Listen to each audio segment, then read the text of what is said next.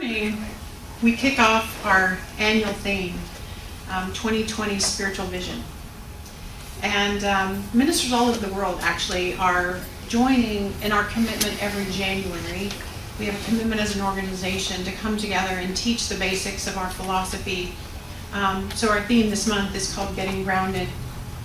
And if you weren't here last January, I trust that you'll know that these first few talks of the year are really important in laying a foundation for an understanding of the science of mind. So I hope they're interesting and informative for you too. So let's just talk about this thing called the science of mind. For those of you who are new to the philosophy, that's what it's called. Our textbook is called The Science of Mind. And I don't know about you, but do you ever wish that there would be like a big book of answers that would just kind of fall from the sky to tell you the secrets about how to live like this empowered, fulfilled, abundant life? Don't you wish that would just fall from the sky? I kind of wish that we had gotten an operating manual when we were given our magic suits. I call this a magic suit. When we were given our magic suits and our personality and our brains, wouldn't it have been great if there had been like a little manual tucked in somewhere? And I don't know about you, but when I was a young adult, I was searching for how does this whole life work? You know, how I was so determined to have a life that I loved that I was like talking to all the adults around me, like, what's the secret? Like, how do you get to this life that you enjoy? You know, there were these ideas of a life of drudgery or whatever that I didn't want.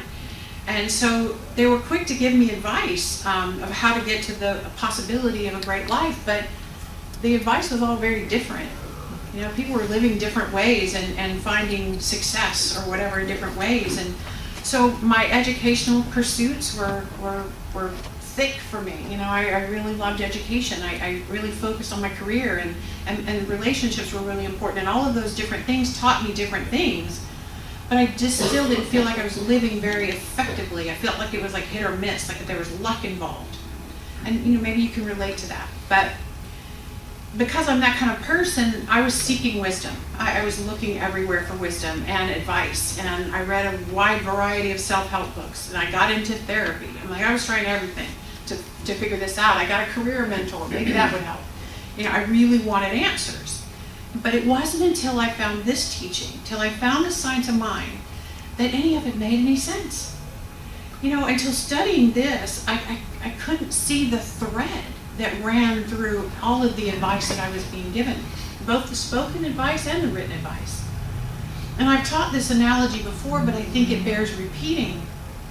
I feel like when we were born, we were given the most marvelous computer that exists. The whole marvelous thing about being a human is like being a computer. And this computer capacity is infinite. It's infinite. But most of us were taught by our teachers and our parents how to use the computer. And they taught us how to use it in the way that they found success in using the computer, right? And we were taught in limited ways. We were taught that this computer would kind of be like, you could use it as a calculator, you could use it as maybe a word processor, but I don't know about you, but the teachers that I had really didn't understand the computer any better, and we kind of, without reading the operating manual, we learned how to use our brains and our lives and our creative power kind of the same way we learn to use anything that we don't read the manual. I don't know about you, but I don't read manuals very often. I just kind of pick something up and I kind of hit and miss, try to learn it, right? And we kind of watch how other people use it, and we're like, oh, that's an interesting way that you're using that. How did you learn that, right? And I don't know, I just picked it up somewhere. So by trial and error, we start playing around and we prove to ourselves that this thing that we call life can work for us in different ways, but we're just simply limited by what can be taught to us by other people who didn't read the manual either, right? So for me, the science of mind has been like an operating manual for me. It opened avenues and programs and apps in the computer that I didn't even realize were there. So by studying this philosophy as a user's manual, I found that I had the capacity to change things. I could broaden my life infinitely. by using the principles of this teaching, I could restructure my health. I could restructure my career. I could restructure my relationships. I could create different things. I could really basically work on all the different components of my life through using this philosophy. In a nutshell, the basic essence of the Science of Mind teaching is this: the highest God and the innermost God is one God. So actually I loved Vicky's song and the way she did it. She played around with it because she's like from within us. But then there's this responsive universe around us too that's watching and responding to us. See, the core of each human being, that's what this says. The core of each human being is the original creative genius of the universe.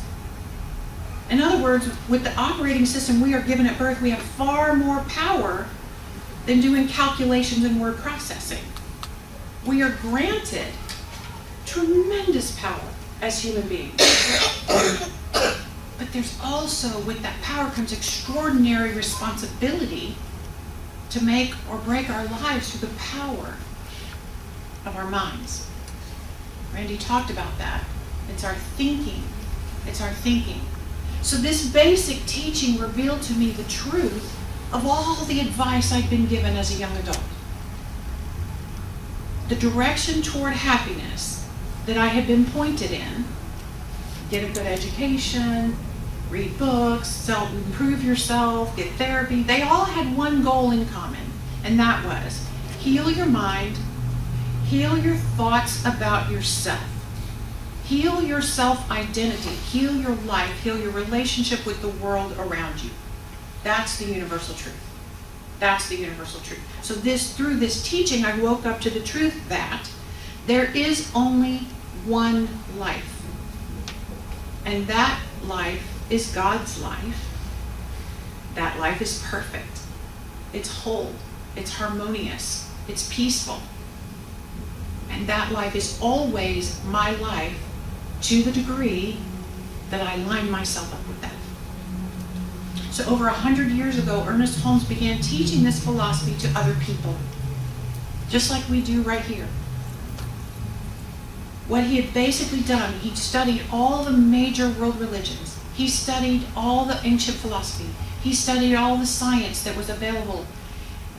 And he determined that they were all basically talking about the same thing. They were using different terms and languages and stories and analogies, but they were all talking about the same thing. He called it the golden thread of truth that ran through everything. So when we say around here that all paths to God are valid, I said that earlier in the service, I meant it. I mean it. Every religion, as in its purest teaching, are all ways of approaching and describing the universal intelligence, the source of all, the creative power, the energy, love, and simply God. Ancient philosophers were also explaining man's relationship to the infinite, and science itself is consistently affirming that life is energy. And the Science of Mind was Holmes's way. Ernest Holmes is the founder. It was his way of tying all of these ancient teachings together with what science was beginning to uncover and giving us a way to actually apply all of this to the betterment of our lives. That's what the Science of Mind is. So, what is God? What is God? So at the base of everything is the truth that God is all there is. So quantum physics, I don't want to get into all that, but I'll do it a little bit. Quantum physics has determined and proven that at the tiniest level, everything is one vibrating energy. All right? And that energy is responsive. It is responsive. And it's intelligent. And out of that energy, everything was and is created and continues to be created out of that one energy. Therefore, there's one source, one divine energy, one life. And we are each individualized beings of this one, constantly interacting with this one. That's what life is. There is not, nor can there ever be, anything separate from this one life. It's just scientifically true. And that is what Holmes and I call God. This energy is the breath that I breathe, like you said, Vicki. It's the breath that I breathe. It's the pulse that you feel right now in your body. It's that little vibration that's in your hands. That is the energy that is God. It's the chair that you sit on. It's the person sitting next to you. It's the thing you think is space between you is really not space. It's also vibrating energy between you. It's the situation you find challenging, and it's the one that gives you joy. And because it is in every detail, this divine energy is responding to you constantly. Constantly. So what does this mean to me as I go through my daily living? What does this mean? What it means is that I live in a responsive universe, and I am a part of that responsive universe. So you and I are in constant relationship with what Holmes called the thing itself. He called it the thing itself, which is kind of odd, but that's another name for God. But this creative energy is also known to scientists, and we are constantly reacting and interacting with that. So one of the first thing that begins to happen when we find this philosophy, when we find this operating manual, is that we begin to question our definition of God and our understanding of our relationship with it. We begin to explore more fitting names to call God. Some of us just throw the name God away altogether. Like, that doesn't work for me, right? Our human language is so limited. But since language is powerful and creative, we work to clean up our language around God and the concept of God. You know, I was taught some pretty common things about God, probably very similar to things you were taught about God. And I was taught that God was a He, and that He had a master plan for everything, right? And if things worked out the way I wanted it to, then I had been good, and it was God's will, and all was great. But if things didn't work out the way I wanted them to, then either I had done something wrong, or it wasn't God's will. We could just blame it on that. It was all very personal and capricious, and I earned good stuff, and I was punished by bad stuff. That's just what I was taught. Can anybody relate? All right. So through this teaching, I have shifted my understanding of God, and now I know God as an impersonal energy that works with and through everyone with laws, with spiritual principles. It has no will other than to simply express and create. And it cannot do so in any other way than through each one of us and through creation itself, through the physical universe. So everyone has this as their truest identity, and the individual energy within each of us is not separate from the one source, from the major energy, right? We work with God energy in everything we do, and so does every other living thing. So underneath the surface of our life is God. So if you can imagine an ocean, At the surface, everything can be quite chaotic.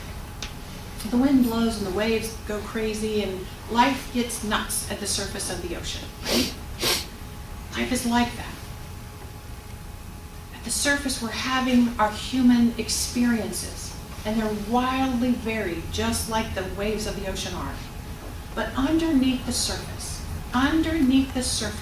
there is the source of all of it, the ocean itself. Out of the ocean, the waves rise, and they express, and they respond to the life going on around it. And as human beings with choice, we can choose to stay on the surface and live up there and just respond and react to whatever wave comes at us, or we can remember our source and go beneath the surface and turn our awareness to the source within and sink into God itself, our truest identity. Here's what I know now about God. God is the feeling of serenity that is available in every moment just below the surface. I love Rumi. the Sufi mystic poet, Rumi said this, and it's not on the slide. He said, God is in the October sunset. God is in the sleeping baby.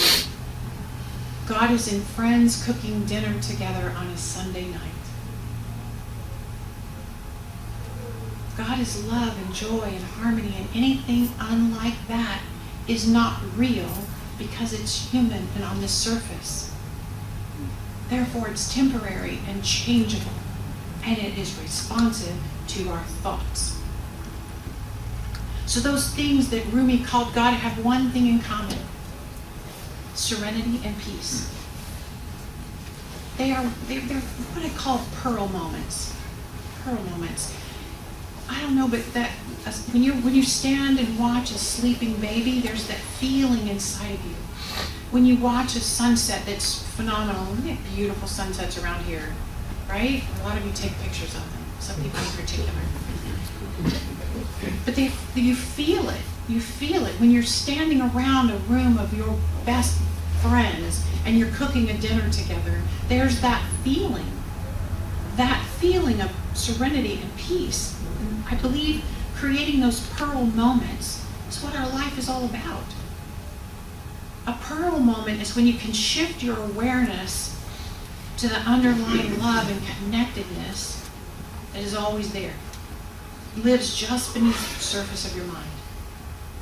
Pearl moments are most easily created with people who are also trying to create pearl moments, or in the silence by yourself. We are here to string pearls. That's what I think we're in magic suits for. On Tuesday, a group of us gathered here for the World Peace Meditation. If you missed it, I'm sorry. I'm sorry. It was beautiful. It was truly an experience of slipping beneath the illusion of divisiveness and war and chaos and fear. It took us hardly any time at all to release that surface, the surface of the ocean perspective, and sink into the spiritual truth that peace is always waiting for our recognition of it. It's always right there. But in the consciousness of God, there's not only peace, but there is every good thing that we desire. The qualities of peace and love and abundance and joy and harmony and all those words I say so quickly, they're all our truest identity. They're just waiting underneath the surface.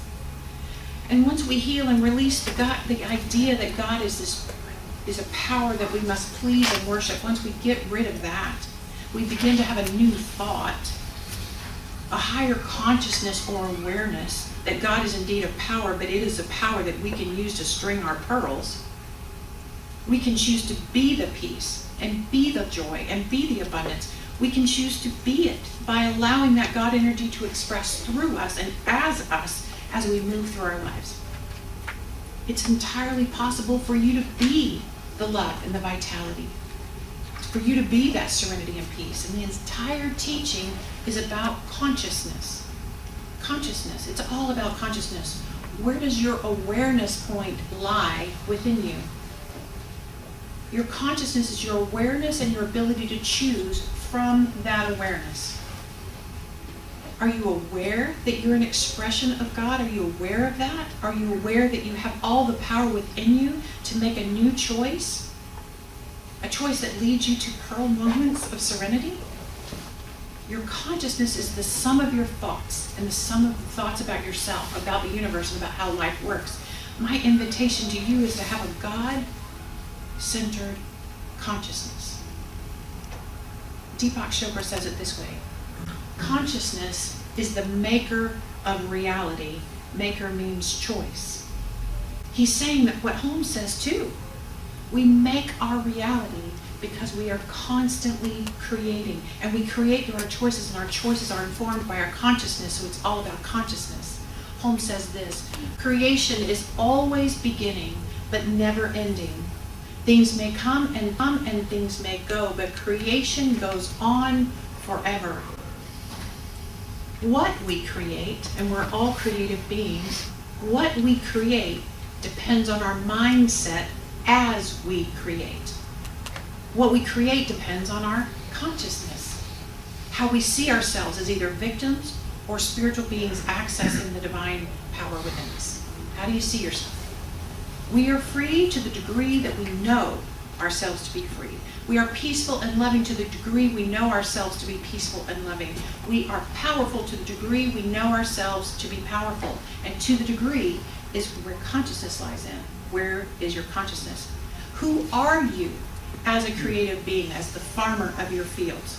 When do we create? We create, as the Bible says, in the beginning. Every moment is the beginning if we decide it is the beginning. Here's how Holmes describes that. He says, in the springtime of the year, when the farmer's spring means in the beginning. The crop is created by the laws of nature. By the laws of nature. In the beginning, then, means any springtime of causation before any particular object is created. In the beginning, you get to decide when something is a beginning moment. Now is a beautiful time. It's the beginning of the year. Now is a good time to say, it is the beginning. What am I going to create? This lesson is an invitation to awaken to yet a higher understanding of the divine creative energy that I call God. It's an invitation to dive deeper into your own personal identity as a farmer and a creative being so that you can use these spiritual laws to co-create your life. This lesson is an invitation to string as many pearls, as many God-centered moments as you possibly can. You are in every moment in the beginning. The universe we all live in is really user-friendly. The computer that we have is user-friendly. It's up to us to use it rightly by understanding and knowing the universal truths. It's been said that the science of mind is simple, but it's not easy to practice. So be patient and kind of loving towards yourself as you learn. And give yourself enough time to delve into your choice of spiritual truth. G.K. Chesterton said, your religion is not the church you belong to, but the cosmos you live inside of. It's not the church you belong to, it's the cosmos you live inside of, meaning the meaning of life you give. Let us join together as a spiritual community and discover our cosmology together. We're fellow travelers, we're seeking to live a life in active, conscious relationship with the one life, with God itself. Next week I'm going to talk more about the basic science of mind principles and how we use them in our beginning moments.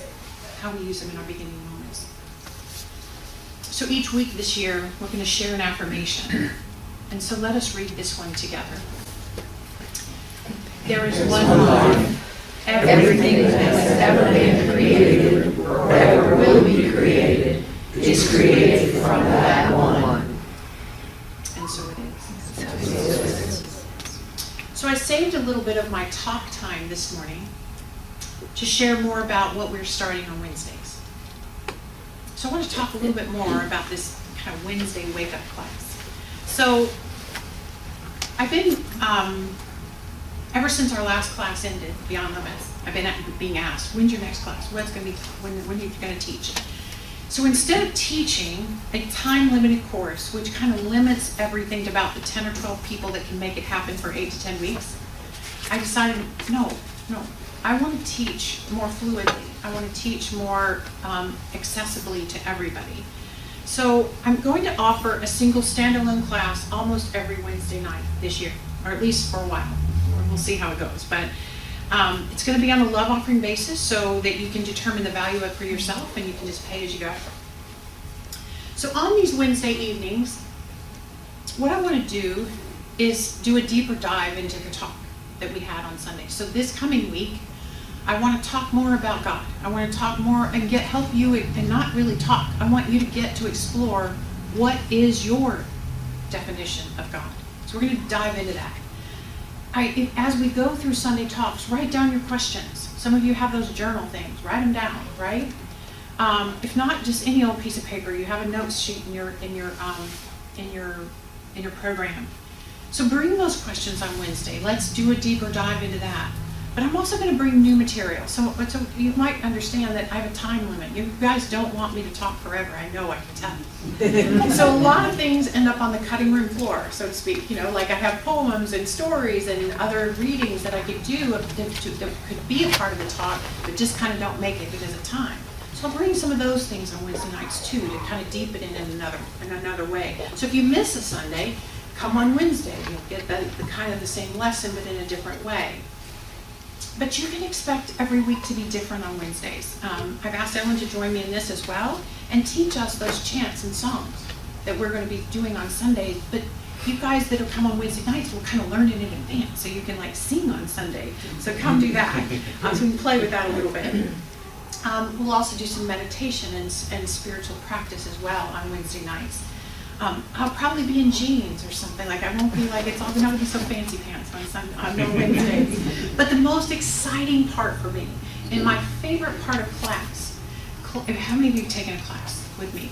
Like most of you, okay, or a lot of you. So one of the things that I love about class is when someone brings an example, someone brings a situation to the class that we can all explore and learn from together. And I want I want to have more opportunity for that. So we will have chances for you to say, you know what, here's what my neighbor's doing, and I don't really know how to look at that from a spiritual perspective, or here's what's happening in my family, and blah, blah, blah, blah, blah. So whatever it is that you would love a spiritual perspective on, bring it on Wednesday nights. So there'll be more dialogue and interchange, which I can hardly wait. I can't wait for that. So we want to explore how do we live this on Wednesday nights. So it's going to be way different than Sunday mornings. Sunday mornings are going to continue to be what you can expect them to be. They're going to be like this, but Wednesdays, you never know what's going to happen on Wednesdays.